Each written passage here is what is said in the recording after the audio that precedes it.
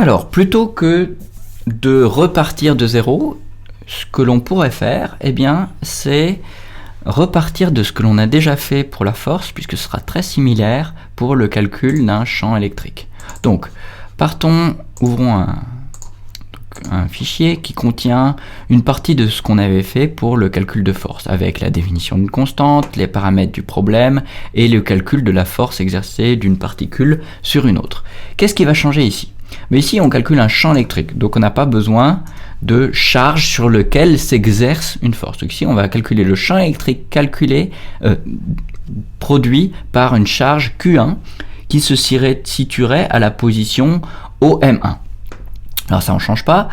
Ce qui va changer, maintenant, c'est la position où on calcule le champ. On va prendre une position assez générale, donc on va l'appeler OM, cette position, et on ne va pas prendre ici A sur 2 comme on avait fait auparavant. On va se poser la question de ce qui se passe, par exemple, en 3 et puis 2. On va prendre un point bien quelconque de l'espace.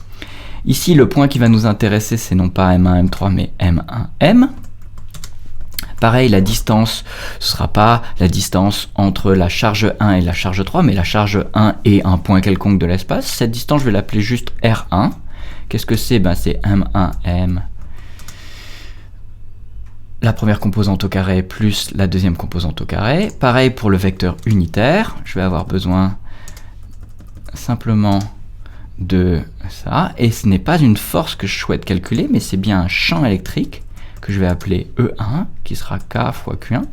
Q3 n'intervient plus, le vecteur unitaire intervient, et la distance entre le point source et le point où on calcule le champ intervient également. Si je lance ce script, je vois que le champ électrique a été calculé, et ce champ électrique n'avait pas été calculé n'importe où, il a été calculé en la position 3, 2. Un champ électrique, c'est un vecteur, c'est donc deux composantes.